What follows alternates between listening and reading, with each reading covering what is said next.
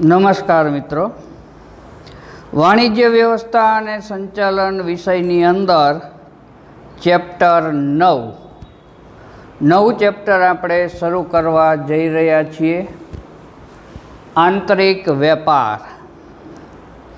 આંતરિક વેપાર કોને કહેવાય, શા માટે આંતરિક વેપારનો ઉદ્ભવ વધારે જોવા મળે છે, આની માહિતી આ પ્રકરણમાંથી આપણને પ્રાપ્ત થાય છે.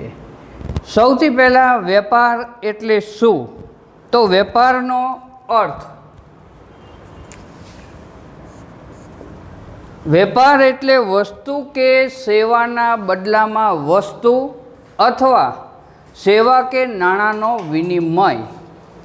કોઈ પણ વ્યક્તિ પોતાની પાસે રહેલી વસ્તુ વેચે અથવા તો પોતાની સેવાને વહેંચીને બદલામાં નાણું પ્રાપ્ત કરે એને વેપાર તરીકે ઓળખી શકીએ. વેપાર એ આર્થિક પ્રવૃત્તિનો ભાગ છે. એટલે વેપારની અંદર સેવા કે નાણાંનો વિનિમય થવો ખાસ જરૂરી છે. આ એનો અર્થ હતો. વેપારનો હેતુ ગ્રાહકોને વસ્તુઓ કે સેવાઓ પૂરી પાડી નફો મેળવવાનો હોય છે. કોઈ પણ વેપાર ત્યારે જ શક્ય બને કે જ્યારે એની અંદર નાણાકીય લેવડ દેવડ અથવા તો વસ્તુની આપલે થતી હોય. વસ્તુ કે સેવાની આપલે જ્યારે થાય અને એનો ઉદ્દેશ નફો પ્રાપ્ત કરવાનો હોય ત્યારે વેપાર થયો કહેવાય. આવા વ્યવહારો દેશની ભૌગોલિક સીમાઓની અંદર જુદા જુદા વિસ્તારો, પ્રદેશો કે રાજ્યો વચ્ચે થતા હોય છે.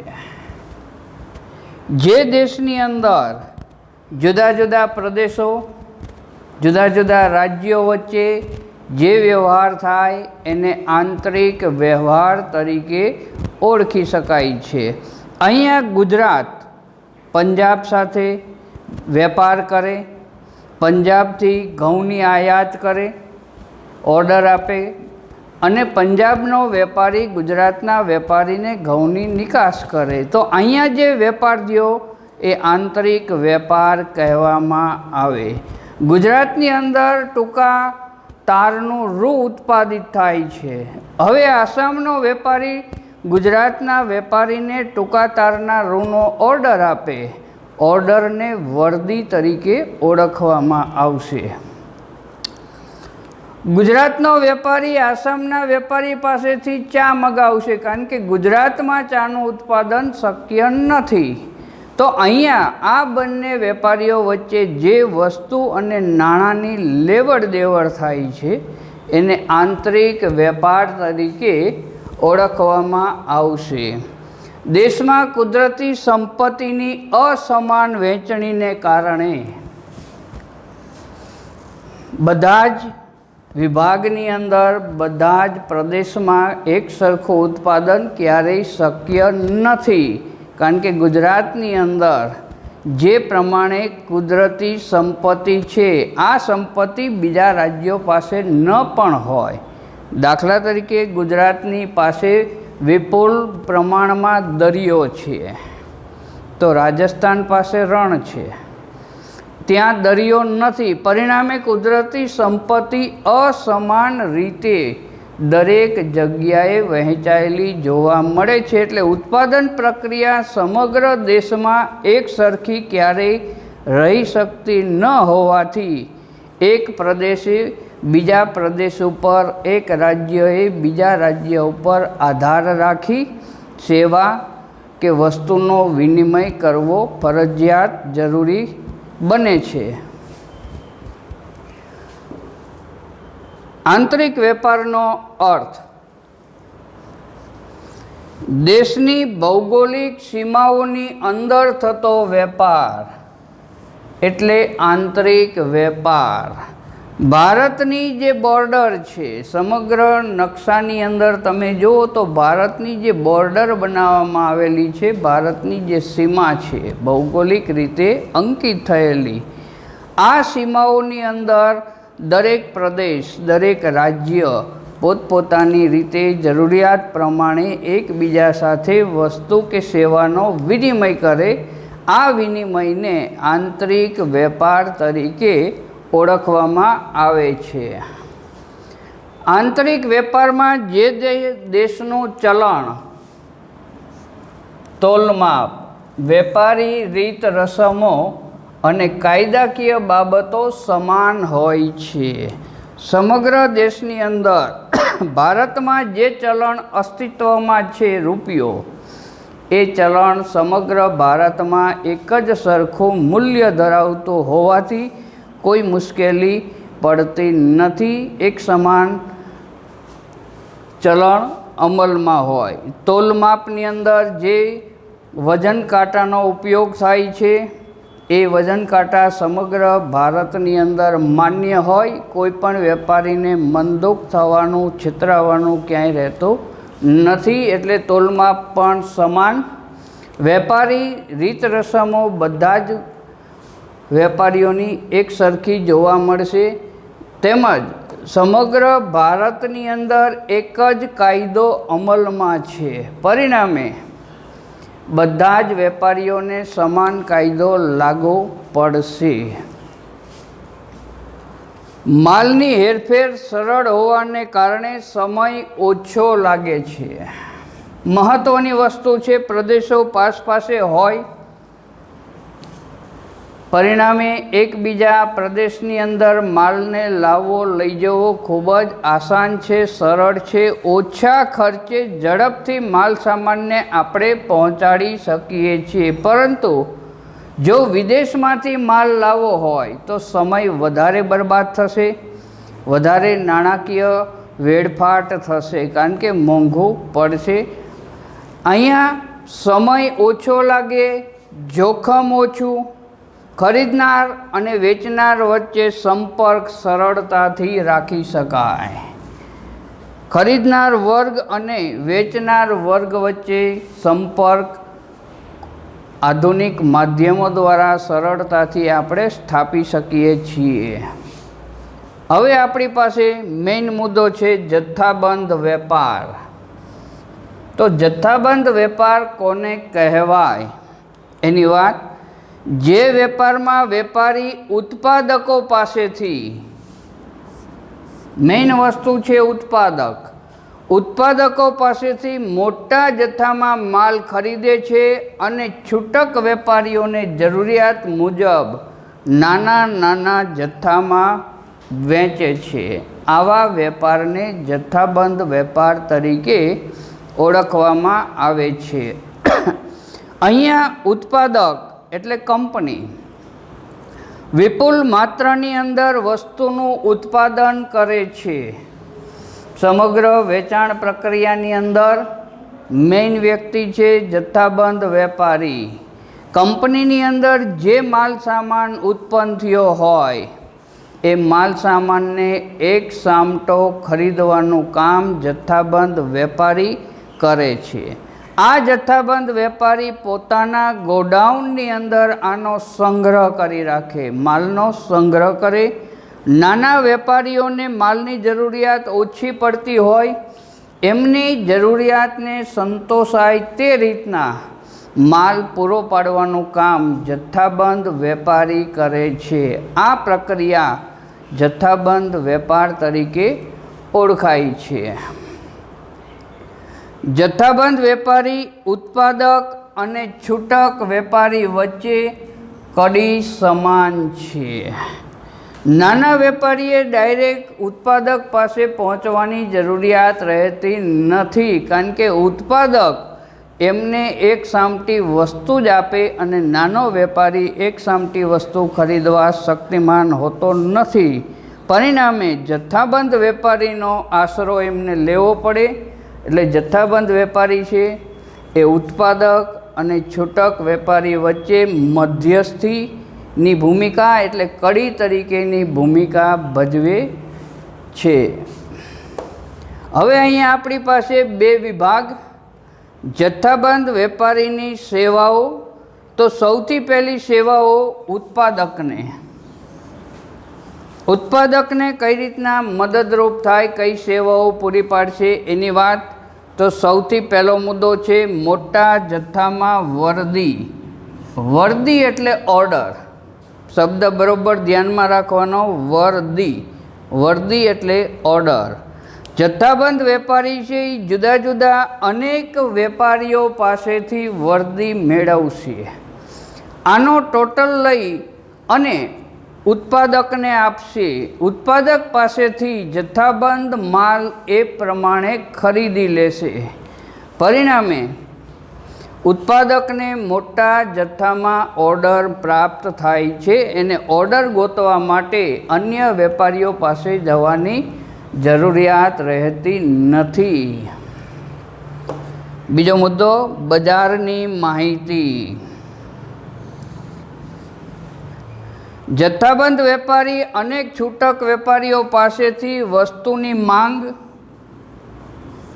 ગ્રાહકની અભિરુચિ, પસંદગી, ફેશન વગેરે માહિતી મેળવી ઉત્પાદક સુધી પહોંચાડે છે, કારણ કે કડી તરીકે કામ કરે છે. અહીંયા જુદા જુદા અનેક પ્રકારના નાના વેપારીઓ હોય. આ નાના વેપારીઓને પૂછપરછ કરીને તેમની પાસેથી માહિતી પ્રાપ્ત કરશે. કેવી માહિતી? તો ગ્રાહકોને કઈ કઈ વસ્તુની જરૂરિયાત છે, કેવા પ્રકારની વસ્તુ ગ્રાહક વધારે પસંદ કરે છે, કયા કલરમાં, કયા વજનમાં, કેવા પેકિંગમાં, આ સમગ્ર માહિતી એની પાસેથી પ્રાપ્ત કરે. ગ્રાહકને શેમાં રસ છે, કઈ કઈ વસ્તુમાં વધારે અભિરુચિ છે એ જાણશે. ગ્રાહકની પસંદગી કઈ વસ્તુ તરફ વધારે ઢળતી જોવા મળે છે એની પણ માહિતી.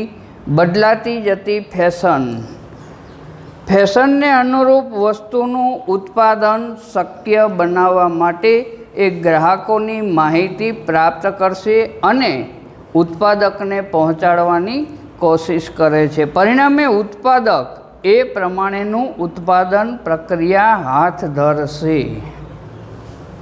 ત્રીજો મુદ્દો માલના સંગ્રહમાંથી મુક્તિ.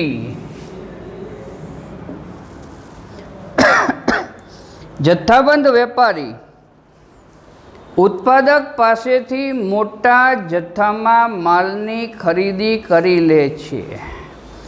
કંપનીએ જે માલ ઉત્પન્ન કર્યો હોય એ માલની વધારે પ્રમાણમાં ખરીદી કરવાનું કામ જથ્થાબંધ વેપારી દ્વારા કરવામાં આવશે. એટલું જ નહીં, આ માલનો સંગ્રહ એ પોતાના બનાવેલા ગોડાઉનમાં સંગ્રહ કરી રાખશે, જેથી ભવિષ્યમાં નાના વેપારીઓને જરૂરિયાત પ્રમાણે માલ વિતરણ કરી શકે.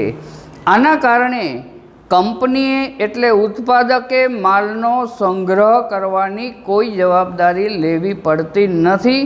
આ જવાબદારીમાંથી મુક્તિ મળે છે. ચોથો મુદ્દો વેચાણની ચિંતામાંથી મુક્તિ.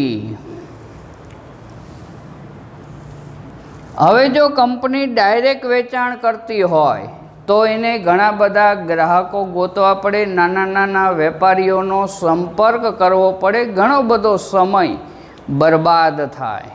અહીંયા જથ્થાબંધ વેપારી કંપનીને એટલે ઉત્પાદકને આમાંથી મુક્તિ અપાવે છે, કારણ કે પોતે જ નાના વેપારીઓની સાથે સંપર્કમાં રહી નાના વેપારીઓને જે પ્રમાણે જરૂરિયાત હોય એ મુજબ માલ વેચે છે. પરિણામે નાના વેપારીઓને કટકે કટકે માલ વેચવામાંથી મુક્તિ ઉત્પાદકને પ્રાપ્ત થાય છે.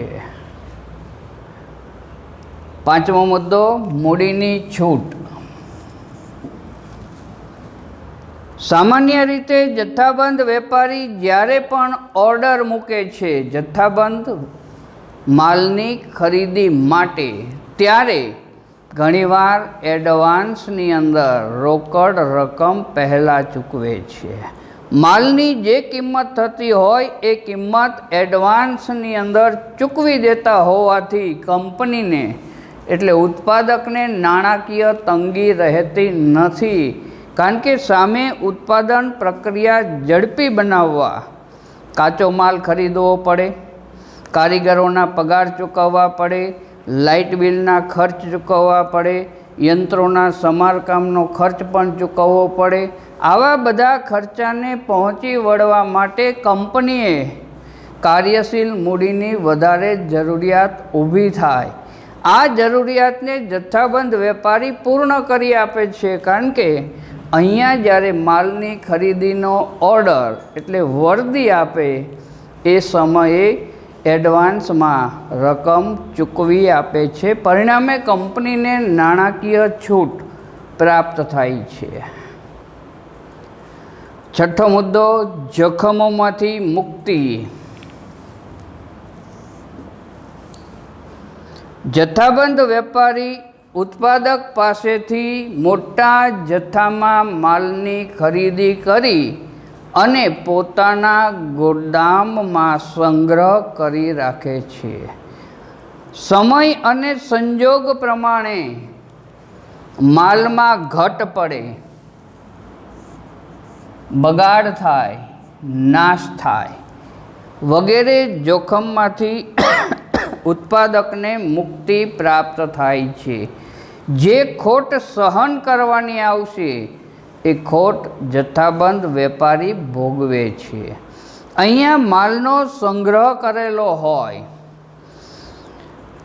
તો આ માલની અંદર ઘટ પડવાની સંભાવના વધારે રહે છે. કોઈ પણ કારણસર માલ લીકેજ થઈ જાય, પેકિંગ લીકેજ થઈ જાય તો ઢોળાઈ જવાનો ભય રહે. દાખલા તરીકે તેલનો ટીન. આ તેલના ટીનની અંદર કોઈ પણ કારણસર લીકેજ જોવા મળે તો એમાંથી તેલનો બગાડ થતો જોવા મળે તો માલમાં ઘટ પડશે. એમ અનાજના જે બારદાન ભરેલા હોય, જેને આપણે કોથળા તરીકે ઓળખીએ છીએ, આ બારદાનની અંદર ઉંદર જેવા પ્રાણીઓ દ્વારા કોતરવામાં આવે, પરિણામે અનાજનો બગાડ થતો જોવા મળે, અનાજમાં ઘટ પડતી જોવા મળશે. તો આવા બધા જોખમની સામે કંપનીને કોઈ તકલીફ રહેતી નથી, કારણ કે જથ્થાબંધ વેપારી પોતે આ જોખમ ઉઠાવે છે. હવે એનો બીજો મુદ્દો બી તરીકે, જથ્થાબંધ વેપારીની છૂટક વેપારીને સેવાઓ. અહીંયા ઉત્પાદકને સેવા હતી, હવે જે સેવાઓ આવી એ છૂટક વેપારીઓને કેવી રીતના પોતાની સેવાઓ પૂરી પાડે છે એની માહિતી આપણી પાસે 6 મુદ્દામાં. પહેલો મુદ્દો, જરૂરિયાત પ્રમાણે માલ.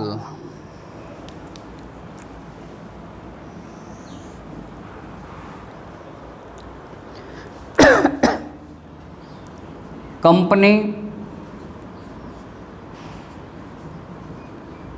જથ્થાબંધ વેપારી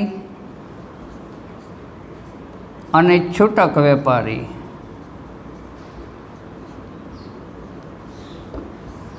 આ 3 સ્ટેજ આની અંદર મહત્ત્વના છે. કંપની એટલે ઉત્પાદક. ઉત્પાદક જે વસ્તુઓનું ઉત્પાદન કાર્ય કરે છે એ જથ્થાબંધ વસ્તુઓનું ઉત્પાદન કરશે. જથ્થાબંધ ઉત્પાદનને જથ્થાબંધ વેપારી ખરીદી લેશે અને પોતાના ગોડાઉનની અંદર સંગ્રહ કરી રાખે. આ સંગ્રહ કરી રાખેલો માલ છૂટક વેપારીઓને એમની જરૂરિયાત મુજબ નાના નાના હિસ્સામાં વહેંચશે, જરૂરિયાત પ્રમાણે વહેંચશે. પરિણામે છૂટક વેપારીઓને સહાય થવામાં જથ્થાબંધ વેપારીનો મોટો ફાળો જોવા મળે છે. તો અહીંયા પહેલો મુદ્દો છે જરૂરિયાત પ્રમાણે માલ. છૂટક વેપારી પાસે ગોડાઉનની સંગ્રહ કરવાની શક્તિ ન હોય, પરિણામે એ વધારે પ્રમાણમાં માલની ખરીદી ક્યારેય કરતા નથી. બીજું, મૂડીનું પ્રમાણ એમની પાસે મર્યાદિત હોય છે, પરિણામે મર્યાદિત મૂડીમાં વધુ વેપાર કરવા જથ્થાબંધ વેપારીના આશરે એમને આવવું જ પડે. અહીંયા જથ્થાબંધ વેપારી આવા નાના વેપારીઓને ધ્યાનમાં રાખી અને એમની જરૂરિયાત પ્રમાણે જ્યારે જોઈએ એટલા જથ્થામાં માલ પૂરો પાડવાની સેવા કરશે. બીજો મુદ્દો, શાખ પર માલ.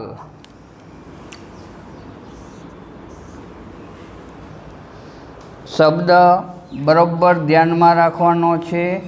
શાખ. શાખ એટલે ઉધાર. નાના વેપારીઓ પાસે નાણાકીય સગવડતા ઓછી હોવાથી એ એડવાન્સની અંદર રકમ આપી શકે નહીં. આવું બને ત્યારે નાના વેપારીઓને ધંધામાં મદદરૂપ થવા માટે જથ્થાબંધ વેપારી એમને શાખની સગવડતા કરી આપશે. 15 દિવસ, મહિનો, 2 મહિના એ પ્રમાણે. અહીંયા 15 દિવસ, 30 દિવસ, 45 દિવસ, 60 દિવસ, દિવસની અંદર શાખ મહત્ત્વની હોય છે.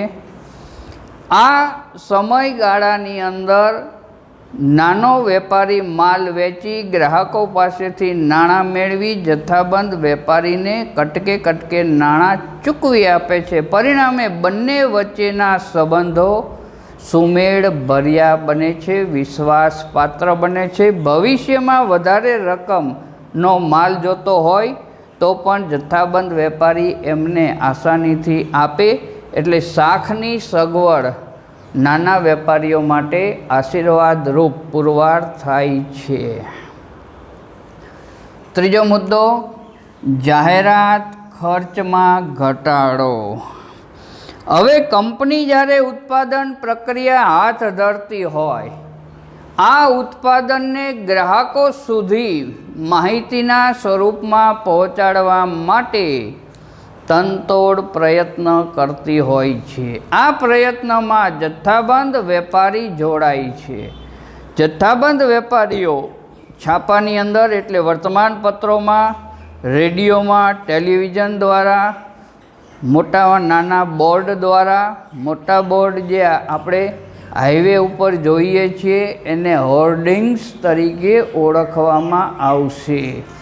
અમુક શોપિંગ સેન્ટરોની છત પર પણ મોટા મોટા જે બોર્ડ લગાડવામાં આવશે એ ગ્રાહકોને વસ્તુની માહિતી પહોંચાડવા માટેની જાહેરાત પ્રક્રિયા છે.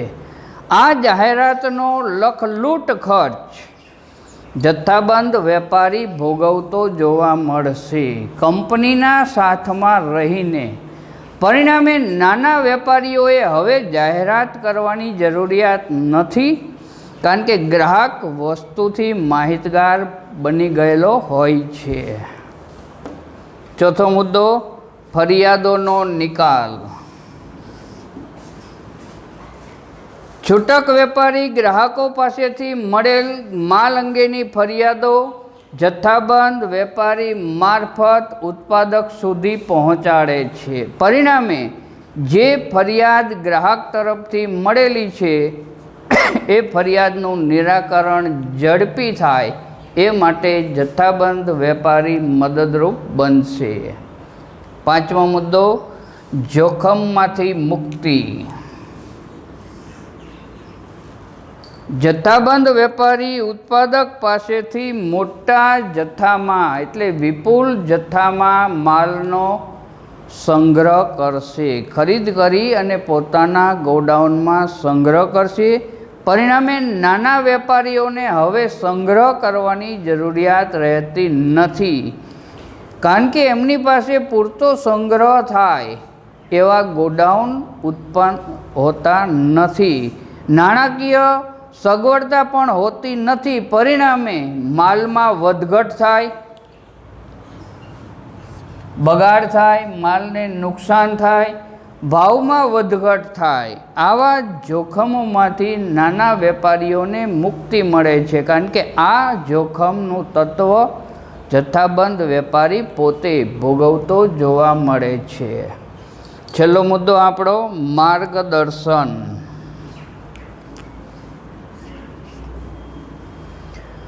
જથ્થાબંધ વેપારી પોતાના જ્ઞાન અને અનુભવનો લાભ છૂટક વેપારીને આપે છે. દરેક વ્યક્તિ પાસે આ જ્ઞાન અનુભવ હોતા નથી. નવા વેપારીઓ હોય, માર્કેટની અંદર નવો ધંધો શરૂ કરતા હોય એવા નાના વેપારીઓ પાસે અનુભવ ન પણ હોય એવું બની શકે.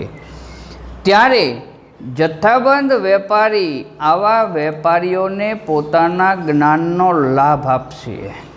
ધંધાની અંદર કેવી રીતના આગળ વધવું, કઈ રીતના ગ્રાહકો સાથે સંપર્ક રાખવો, ગ્રાહકોને કેવી રીતના આકર્ષવા, ગ્રાહક વસ્તુ ખરીદવા માટે કેવી રીતના તૈયાર થશે, આ બધી જ માહિતી જથ્થાબંધ વેપારી દ્વારા છૂટક વેપારીને આપવામાં આવશે. ખાસ કરીને માલનો ભાવ, દરેક વસ્તુના ભાવ અલગ અલગ હોય, પરિણામે દરેક વસ્તુનો ભાવ કેટલો રાખવો, કઈ રીતના ગ્રાહકને કયા ભાવમાં કઈ વસ્તુ વેચવી એની માહિતી પૂરી પાડશે. માલનો ઉપયોગ કેવી રીતના કરવો, દરેક વસ્તુની ઉપયોગ કરવાની રીત અલગ અલગ હોય છે.